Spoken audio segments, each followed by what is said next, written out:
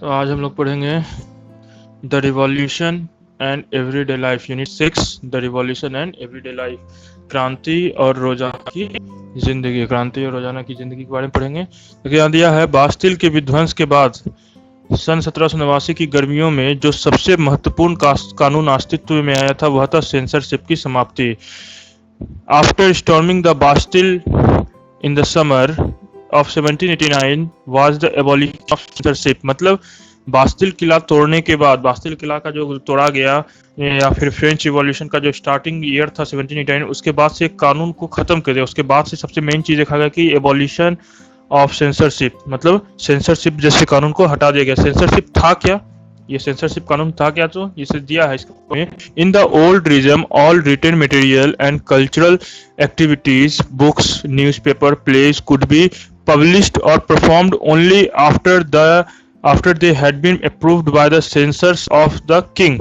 मतलब old regime 1718 के पहले का जो टाइम था फ्रांस में, उस समय कोई भी किताब, न्यूज़पेपर, नाटक, कुछ भी पब्लिश होने से पहले या नाटक प्ले करने से पहले, कोई भी चीज करने से पहले, किसी भी तरह का ऐसा चीज जो कि पब्लिक के सामने डायरेक्ट पहुंचता है, बुक है, बुक पब्लिक के सभी के हाथ में पहुंच जाता है, न्यूज़पेपर सभी के हाथ में, प्लेस सभी लोग देखने आ सकते हैं, तो वैसा चीज जो कि पब्लिक तक एक्सेस आराम से हो सकता था, तो वो सभी चीजों पे राजा क्या किया, रोक लगा दिया। बोला कि इसको मेरा एक ऑफिसर, सेंसर ऑफ किंग लिखा है ना यहाँ पे, approved by the censors of king.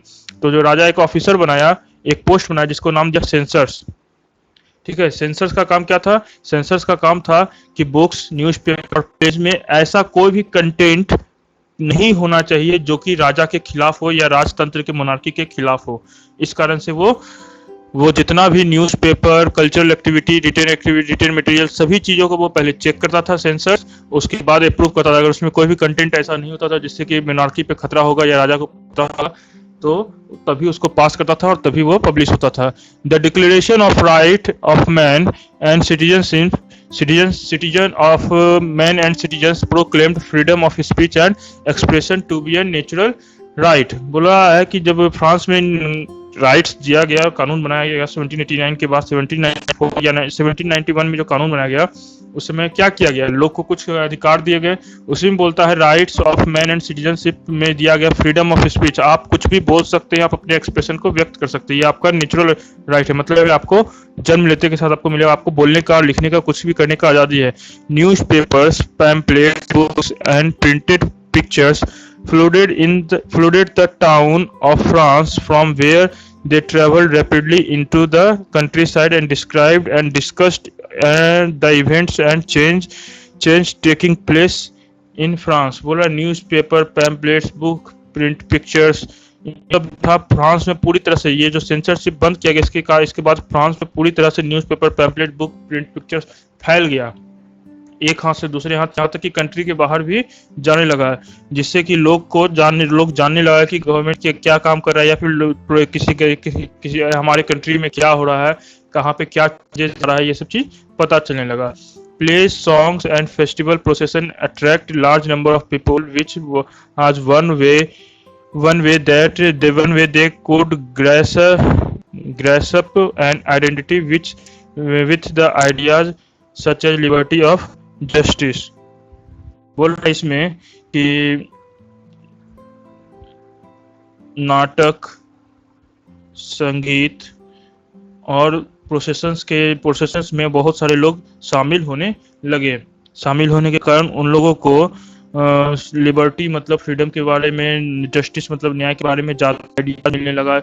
जो पॉलिटिकल्स थे, फिलोसफर्स थे, वो जो क्या सोचते थे वो आइडिया मिलने लगा। देखो यहाँ पे लिखता है कि नाटक, संगीत और उत्सवी जुलूसों में असंख्य लोग जाने लगे। स्वतंत्रता और न्याय के बारे में राजनीतिज्ञों व दार्शनिकों ने पंडितपूर्ण लेख समझने और उससे जुड़ने का यह लोकप्रिय तरीका था, क्योंकि किताबों पढ़ना मुट्ठी भर शिक्षितों के लिए ही संभव था। बोल रहा है नाटक के जरिए, संगीत के जरिए, जुलूस के जरिए वैसे वैसे लोग को बुलाया जो अनपढ़ है, सब आता था और सभी लोग जो था पॉलिटिकल और फिलोसफर्स का बात सुनता था। सुन के तो पढ़ने के लिए नहीं दिक्कत होता था अनपढ़ लोग को, लेकिन सुन के तो वो सब बात समझ सकता था।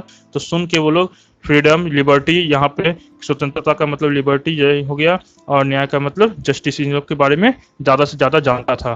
ठीक है, ये हो गया यूनिट 6। और लास्ट में दिया है समरी में, आपका समरी में दिया है राइज, कंक्लूजन में है in 1804 Napoleon Bonaparte crowned himself empire of France. Napoleon Bonaparte कब फ्रांस का राजा बना?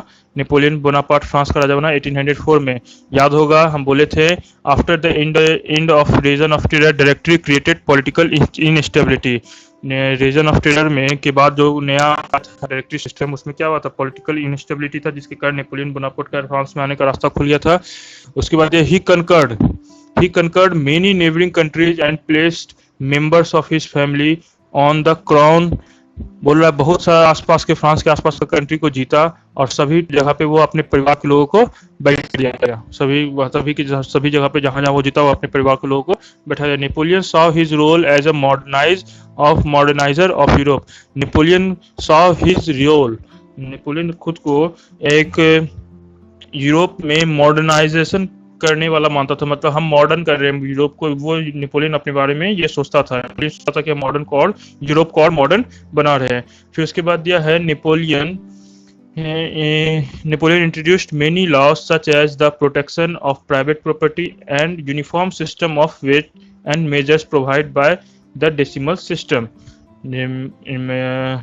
नेपोलियन के द्वारा बहुत लॉ इंट्रोड्यूस किया गया जिसमें कि private protection of private property, मतलब आप अपने प्रॉपर्टी का प्राइवेट है, आपके पास अपना प्रॉपर्टी तो आप उसका सुरक्षा खुद कर सकते हैं, आपको कोई दिक्कत नहीं है, सरकार भी देगा, या फिर आप चाहे तो अपना खुद भी कर सकते हैं। डेसिमल सिस्टम स्टार्ट किया, एक यूनिफॉर्म सिस्टम वेट और मेजर का स्टार्ट किया।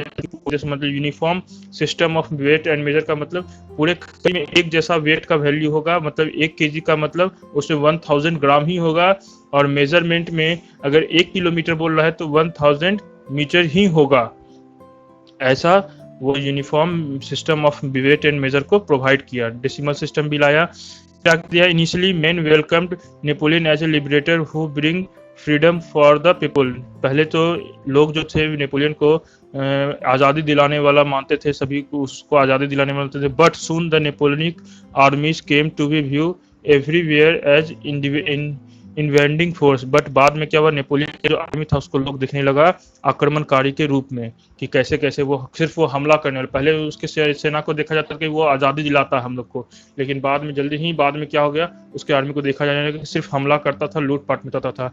अब दिया है फाइनली कब हारा वो नेपोलियन, फाइनली कब हारा? वो हारा वाटरलू की लड़ाई में 1815 में वो वाटरलू की लड़ाई में हार गया। इसमें दिया है लीगेसी ऑफ फ्रेंच रिवॉल्यूशन में कुछ कुछ दिया है, सब में उतना कोई खास चीज है नहीं, इसलिए ध्यान नहीं देना है। इसे दिया है the ideas of liberty and democratic right were the most important legacy of France revolution. Idea of liberty and democratic right, French revolution का सबसे मेन चीज क्या था? मेन चीज था liberty, idea of liberty and democratic right. फिर दिया है the spread from France the rest of Europe during 19th century were feudal system was were abolished. France से ही देखा गया कि बाकी सभी कंट्रीज में, यूरोप के कंट्रीज में फेड्यूल सिस्टम को एबॉलिश किया। फेड्यूल सिस्टम है क्या? फेड्यूल सिस्टम में होता है कोई बहुत बड़ा जमींदार अपने जमीन का हिस्सा, छोटा सा हिस्सा किसान को खेती करने के लिए देता है, तो उसको कहते हैं फेड्यूल सिस्टम, और उससे बदले में पैसा लेता है, टैक्स लेता है, तो उसको कहा गया फेड्यूल सिस्टम।